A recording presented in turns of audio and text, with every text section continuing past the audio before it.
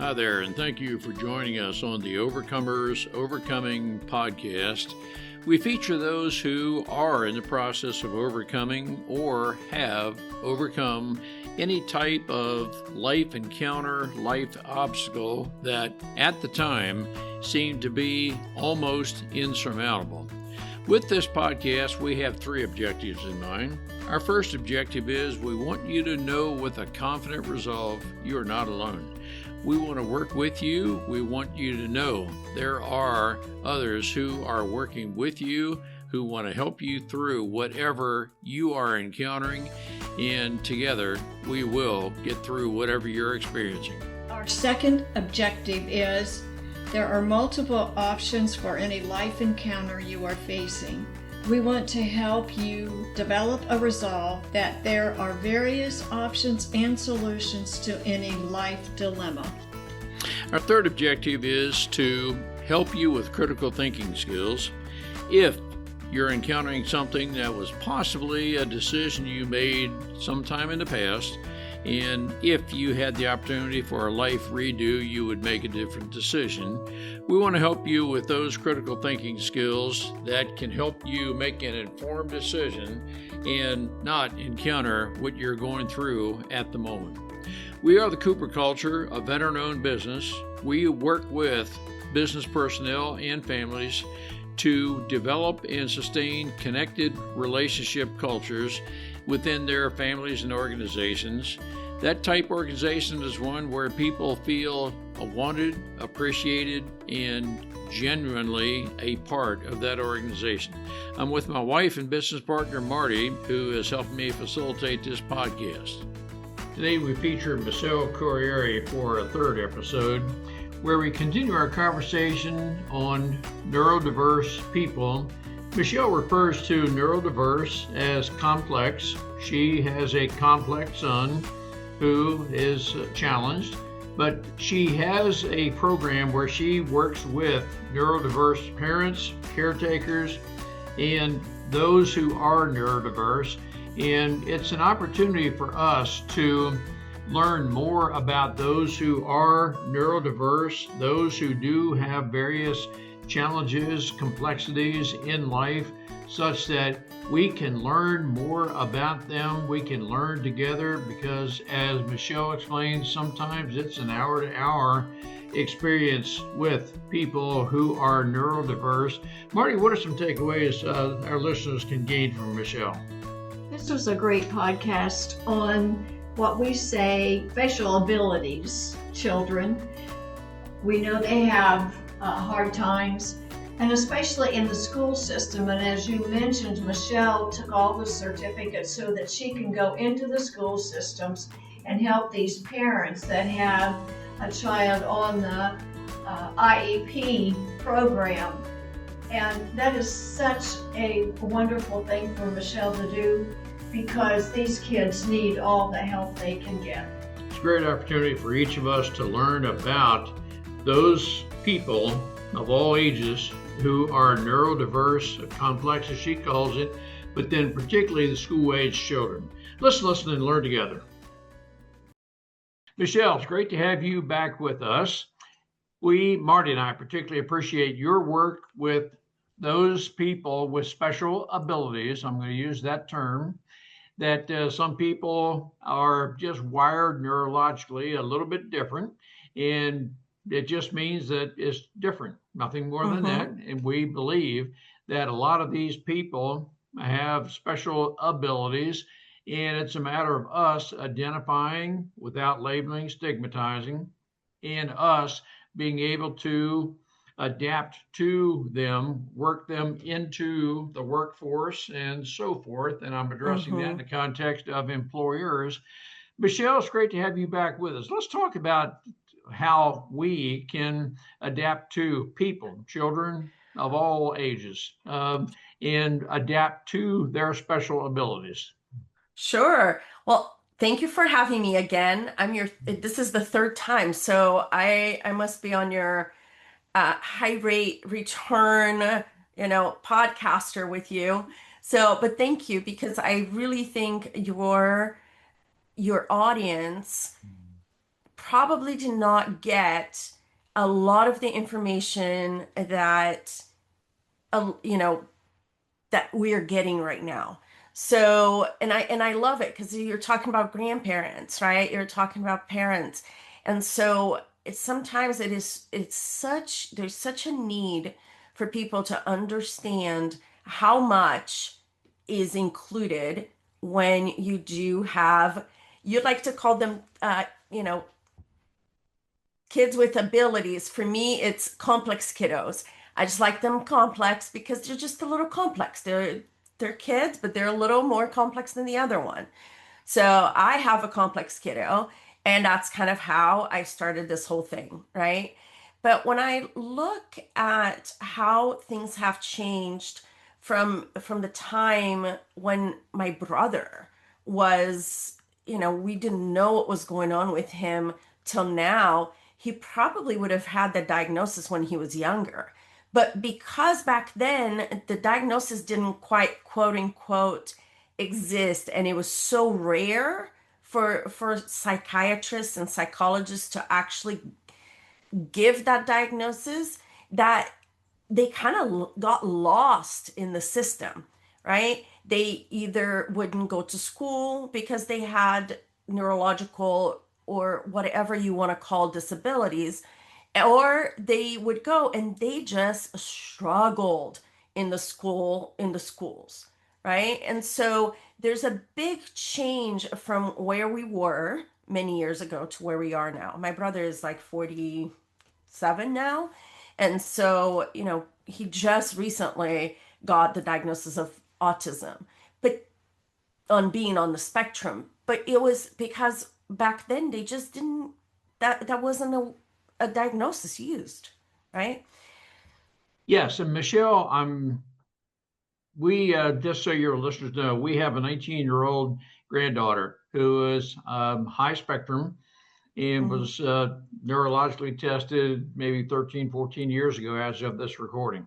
But as we are learning more, I think it's fair to say that the books are being rewritten, so to speak, as we understand the neurotransmissivity, so to speak, of different people and so forth. And so, yes, there's some complexities that we're learning about. The way that seems to be manifested is, well, you don't process information quite the same way I do. Socially, you might not be as sociable as some people. Is not to say you're not sociable. It's just you're, in some cases, social battery runs out, kind of thing. And so, Hmm. um, I think it's from my perspective, Michelle, and certainly correct Marty me if we're wrong, but we're not going to change the neurodiversity of the people we're working with. It's a matter of us adapting to and understanding them. And I think we're learning that nutrition and what people eat has a lot to do with how the neurodiverse people react. But those are just some of our thoughts, and we are Hmm. learning, Michelle. Yeah, we're learning.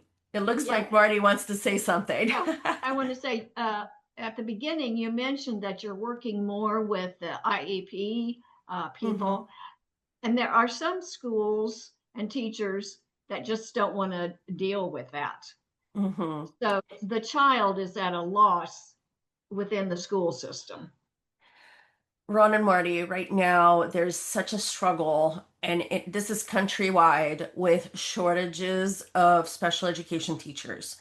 It is a problem, and honestly, it's I there are so many teachers just quitting because there's not enough support from the school districts to give them the support so they can be a special education teacher, and they're burning out.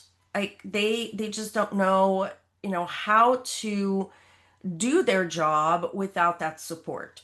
There's so many layers that comes into teaching special education, complex kiddos, parents being part of the IEP committee, right? And so there's so much there that can be discussed. And so one of the things that I really see a lot is the lack of resources for special education. And you were talking about teachers that don't want to deal with the kids, the complex kiddos. So there is a law that's called child find. And that law was, it's part of IDEA. And this law was written back in 1975. It's a little like a year older than me. And so in that law, child find states that the schools and they should be looking for kids who have learning disabilities or they're complex somehow. And so this law came about and they have to look for these kiddos. So when you're looking at the general education population, right? When they're like 5 or 6 and they enter the school district, the teachers should be looking for those kiddos who need that extra support. I will tell you that the majority of them don't even know like what to do with them, right? It is kind of what you were saying. It's like, okay, let's put them in the corner and just let them do their thing while I'm teaching the other 35 that are in my class, right? So there's a lot of that still happening today. But this law states that they need to be found. And so and they need to be tested and assessed for those disabilities. Okay. So when what I've noticed is that some parents are coming in a little bit sooner when they feel like their kiddos are having some certain issues in the classroom. So I have a family right now that they their kiddo is he's 5 years old, so he entered the school district and he has been struggling. And they came to me as an advocate because now I got all my certifications. I'm a special education advocate, and it's been really fun actually doing this because I can see how big of a change I can make in the kiddos' lives. But he came to me, the parents, they were so proactive. He's 5, so he just started, and they're seeing issues. He can't concentrate, he's, distracting the whole classroom. And so they were saying, you know what? This is triggering child find. The teacher said there's something here and you guys need to ask for an assessment from the special education department from the school district.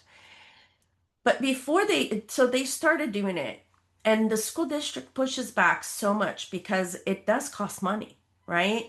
For a child to go into the special education, it costs a lot more money because if you're in general education, there's one teacher for 35 kids. When you're putting a kid in special education or resource, then you're having to add the amount of adults that are actually teaching that child. So they came to me and they said, he's 5. We are in the middle of requesting this assessment. Can you help us? And I came in and we got the correct assessments for him. We requested the assessments that needed to be done because they just wanted to do screeners. And if you're listening to me, if the school district says they want to do a screener, do not go for that. It needs to be a full assessment. So we started the full assessment, and now he's placed in a much better classroom with a teacher who understands who he is and why he's doing what he's doing. And that it's not because he's naughty, it's because there is a disability there. So, I want to ask you, I understand that school systems get special money for these kids, mhm. but they don't want, and maybe I'm wrong, but they don't want to use it for that. So it's not specially for the special education. So they get a lump sum of money. That's why, like, they push hard in pushing back special education. Um, for a while there, Marty, they were putting kids in special education rooms left and right. But the law says that the kids need to be in the least restrictive environment. And the least restrictive environment is general education. Okay. So if the child can attend general education with supports, for example, then they can stay in general education if they are able to learn in the general education setting. But there are different levels that happen with that. So your general education with pullouts. So that means that when it's let's say you're having issues with reading and writing. So they pull them out into the resource room and then they learn in that way. Then they get back into the general education classroom. Then there is general education with a support of a one-to-one aide that is going to be with your child at all times. Then from there, like if you exhaust all of these general education placements, then you start looking at special education placements. And these are the special day classes, right? Where they're going to go with other kiddos who have IEPs and they're not in general education. So then they're placed in different levels. There's usually the mild, where the kids are more high functioning and they can still access the general education curriculum and still learn. But then there are other classrooms where they're going to be modifying the curriculum or using a curriculum completely different, depending how severe their disabilities are. So there's such a wide spectrum on how they go to school, and how they attend school and how they learn, right? But all of those things they can only be determined if they have had an assessment and if the IEP team has come together to determine that eligibility. Now, from the assessment, I think I'm processing what you're saying, Michelle. The assessment will give those who are trained in this area, in this discipline, will give us a good assessment of whether they can be a person with neurological diversities, if they can function well within a general education environment, or do they necessarily need to be, I guess the word would be segregated into similar IEP groupings? And then another question may be, how important is it that those with special abilities live a particularly regimented life, disciplined, structured kind of life, or am I? My question may be too broad. So I'm not sure where we are on this. There's a lot there. So let's start with understanding. So children's, complex kiddos, some of them are very rigid. They have the way that they like to do things. I think that the earlier you get to the kids, the early intervention really helps with this. But some of them are severe enough that you're going to have that rigidity, is what we call it in this world. So when they have that, that's okay. We need to find a way within that rigidity how we're going to teach that child. So that's when the assessments come in. So usually the assessments are going to be psychoeducational, sociological, math, reading, writing, occupational therapy, speech therapy, um, and to include pragmatics. So there's a whole range of assessments that they do. And these assessments can sometimes take 60 days for them to complete because they have to observe the child, they have to determine which assessments are going to be more applicable for that child. So that is one part. So no matter what the disability is, the school district has by law, they have to find a way to teach that child. Okay. So it could be that in one classroom, the child is learning how to use the restroom by themselves, more living, daily living activities. But on the other spectrum, there might be a child who has ADHD and can't concentrate, or has is on the mild side of the spectrum. And so there's such a large difference when it comes to that. And that is why they have different, what we call placements.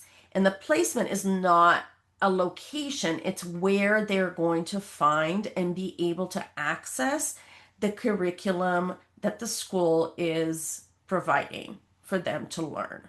Okay. Um, I think I don't know if I answered your question. I kind of went on a little tangent right there, but did that make sense a little bit? No, it does, and I'm very curious about your life experience. Your kiddo, do they can a neurodiverse person become quote normal? Now, let me rephrase what I'm asking. Some people I know, they've expressed to us, my child is neurodiverse, which equates to quote not normal, however, whatever normal is defined. Therefore, in that context, Michelle, is your kiddo aging out of the assessment from an early on, or what I'm curious from your perspective, do they Mhm. progress beyond? So, Ron, I will tell you this. One of the things that we talk in Thrive, right? And I think we talked about this last time on the show. Um, One of the biggest things when you are a parent of a special needs child, right? Let's use that term just right now, because I think that I don't want people to misunderstand this. When you have a child who has special needs, the progress is going to look different for every single one of them. And the the expectations of a parent or a grandparent or a teacher might have to be adjusted, right? Because the child is who the child is, right? My son was born with this genetic disorder. It wasn't something that we did. It wasn't something that happened to him. It wasn't because I ate too much Taco Bell and drank Dr. Pepper when I was pregnant with him, right? It wasn't those things. It was when the egg was fertilized, when DNA was forming, that little letter inverted in his DNA. So, when you ask if a child is going to age out of their disability, what I can tell you is that there are some that will. I'm sure that there are some out there that will. Some of them will not. And so it just depends on where they are on that. And I'm not talking the spectrum for autism. I'm talking the spectrum in the special needs, right? A child who is in a wheelchair might not end up walking, right? Depending on what kind of a disability they have. A kiddo who was born without being able to hear or talk, they're not going, they can learn how to do sign language. They can learn how to do these things, but are they going to be quote unquote normal? Probably not. But they are going to, if you give them the tools and if you teach them and if you take them by the hand and you fight for them and you advocate for them, you're going to see those small wins that we talked about in the validation and Thrive, right? And those small wins are what you need to use to be able to get to the next chapter. Now, my son, to answer your question, he's 11 years old. He still has a speech disorder. It's hard to understand him. He can get around and kind of like he can tell you what's going on in school. He's in the past he would come home and I relied on the teacher to send me notes. This is what he did today. He played with so and so because he didn't even have one word in his vocabulary. But then now he's in sixth grade. He's actually in wood shop and he just made like a little box in wood shop, which I was so surprised that his school just brought him back into the school district and they're doing and they have those electives. So it was really fun to see him in wood shop doing these things. But these are the things that is he going to be? I don't know. There is nobody else in the world with the variant that my son has. He's the only one. So I don't know what's going to happen. I don't know what the future holds. I don't know if he's going to age out of his disability. The takeaway I take from what you just said, Michelle, is that to look for and celebrate small wins, even small wins, small achievements, no matter Mm-hmm. how small they are. Those everybody can process a win. Mm-hmm. And if we look for and celebrate those things, let's say I'm going to equate gratitude and wins Mm-hmm. in this context, that everyone can process gratitude in the way it's meant, if it's meant with Mm-hmm. sincerity. And Mm-hmm. so that can be a very positive input to everyone. And I don't want to misunderstand what you're saying, but that's the way I process what you're saying. That's perfect. You got it. You got it. Because it is already so hard for the child. It's hard for the family. And if we set an expectation of, is the child going to be quote unquote normal? Like, what is normal?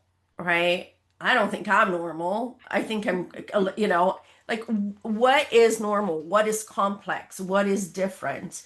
How do you determine that? And, the expectations change and they change every day. Today, I just hope that my son has a good day at school because last night it was 40 minutes of a meltdown. I couldn't even finish my class. I take a class on Monday nights. I couldn't finish my class online because I had to go in and help him, right? So today, my expectation is I hope he has a good day at school and that he can turn and leave that behind of what happened last night. So those are the expectations, and they're daily, hourly expectations. Like, I hope that he goes to speech, to music today, and that he learns something and that he can say one of the words that he struggles with, that he comes out of there saying that word more clearly so people can understand him more clearly. Those are the small wins that I'm talking about. I think that's great. I think also what I'm thinking as I'm listening to you, we might plan our day, half day, week, month ahead. And yeah, for us, we can live by that. But the ones we're working with, um, Mm-hmm. they might change every 30 minutes or so. So what we had planned, even for the rest of the day, we might have to scrap that because this person that would not Yes, adapt well to the person we're working with. I exactly. just want to, Michelle, I just want to explain a situation with our granddaughter. She had she does work one day a week at she's a barista at a coffee shop. Oh, good. So, yes, but she had overextended. I mean, the busy week, a busy weekend. And so we had her, and then we took her home, and our daughter said, Angelina said, I am tired. I just need to rest. And that said to our daughter, she's learning that she can be overextended. She Mm-hmm. just now has to realize, how do I deal with it? Mm-hmm. And So that was that a is win. That was a win. most certainly. And you touched on something that's very important. I feel like the complex kiddos, they have a harder time understanding feelings and understanding what what's happening to them, right? It takes time for them to get to a place where they can say, I'm sad, or they can say, I'm tired, or they can say, I'm happy. I mean, we are still, my son's 11 years old, and we're still working on what are the feelings that you are experiencing. You're angry, you're sad, you're mad, or and that was last night, or like I'm calm, or though and they do take, it does take time. It takes time for them. And I will tell you, um you know hopefully the children who are in the school, they have a strong enough IEP, which is the individualized educational plan. They have that dialed down, that they are being pushed on their level, and they should be tired by the time they get home. Like, I this is one of the things that really pulled me into this advocacy work, is that the school districts, they give the children basic. And unless you are a parent that knows what they can receive or can't receive, unless you are a parent that is going and really researching and doing all those things, your child is going to have the basic all through their school years, right? They're not going to be pushed. So that is when a person like me, an advocate, comes in and helps the parents. How do we get the best IEP for this kid, where he's going to be pushed to the limit that he can, where he's going to learn in the way that he learns? And how do we get the school to give him or her that level of education, level of support, right? So I will tell you, there are so many kiddos that they just get left behind. Mhm. They do. Because there are so many ways that the school can help. But as a parent, you don't know what you don't know. Mhm. Right. Well, it's good that you are who you are and you're trying to help. Thank you. I want to take a very brief moment to tell you about myself, the Cooper Culture, a certified veteran-owned small business. I am a retired lieutenant colonel serving the Air Force for 22 years as an F-4 pilot, commander. I have 300 combat missions.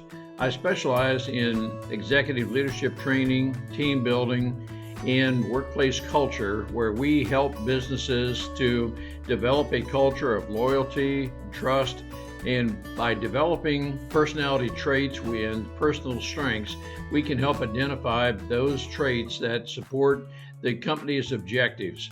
We do this through half-day and all-day training shops.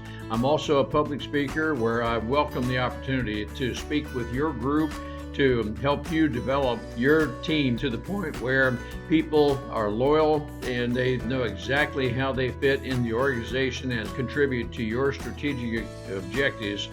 Through that, you will have a very profitable company in a psychologically safe space where people know they can freely discuss everything about the company themselves and We are always working together to progress. Contact me at ron@thecooperculture.com. Our website is thecooperculture.com. Look forward to the opportunity to speak with your group, work with your group, to take your group to the next level, to where we soar together. Let's work together. I think it's a continuous education process, Michelle. We're all learning, and it's almost an hour-to-hour learning process that I use the term frequently, gather more data points. We are continuously learning, and together as we share information, and we're with those who accept each other. We know we're each going through something very different, almost hour to hour. As we are with those who accept each other, parents, grandparents, otherwise, whatever form of caretaker, and try to include those with the special needs, with those who accept them as well, that almost seems like the community we need to function best in. But it takes a little while, perhaps, to find those people that are totally accepting of. And I know you can talk to the parent that has this child and says, "This is not what I signed up for. This is not what I thought would be." And to the grandparents, excuse me, to the grandparents that are saying, "Why?" But to love this child, accept that child for who they are, and they're created. God created them. So I think it takes time for parents, grandparents to do that. I mean, I've walked that road. So yes. There's a part that, and I think we talked a little bit about it last time, the grieving that comes with that, right? Yes. The grief that you have to deal with as a parent, as a grandparent, as a sister, as a brother. You have to grieve that, and then find that light after the grieving process happens. And like we talked about, again, bringing up the gratitude and the wins. Yeah, and I think I even have family members that they don't have this and they don't understand and they compare. Yes. And that is so hard to have a family member do that to. Correct. Excuse me. I'm sorry. Comparing is the worst thing that you can do. Like it's gonna lead you down this awful road where you are just going to be sad, upset, and that's where it will lead. No, and I appreciate, Marty and I both appreciate the work you're doing, Michelle. And as we all together learn, and as we work together, we edify each other and we help each other. And let's just say it can be a very difficult learning environment, because almost every hour we're learning something new. Yes, most definitely. But I also say too, as a parent, a grandparent, we love you. We accept you. You're whatever. Just give them the praise that they need to help for them. sure. Yes. I have up in my office right here, and I'm looking at it right now. It says, "The words you speak to your child become their internal voice." And so we, as parents, as grandparents, as family members, you got to remember that, because even though they might be nonverbal, they might be in their own world, or you might think that they're not understanding, but those words really define who they are. Exactly. Michelle, again, we appreciate everything you're doing. Let's continue our dialogue, our learning together, so that we can tell others, and together we will learn together. We will help others through what may otherwise seem to be a difficult situation, but God created every person to have a very positive meaning. Yes. Thank you, good. Michelle. Thank you, Ron and Marty. Great to see you again. Okay, bye. Bye. We appreciate having the opportunity to share our and our guests' life experiences with you. The Cooper culture advances organizations to achieve and sustain high retention rates, connected communication, and trust through personality insights and principled leadership. You can contact us at our website, thecooperculture.com, and you can contact us directly at ron@thecooperculture.com or Marty, Marty, at thecooperculture.com. We work with you to help assess aspects of your culture to advance the environment and people to their best performance. We do that through our staff of certified personal performance coaches, leadership trainers, keynote speakers, and DISC personality behavior experts. You can book a speaking engagement directly through our website by contacting us at ron@thecooperculture.com. We look forward to sharing our life experiences with you, some of which are profound, some of which are pretty funny.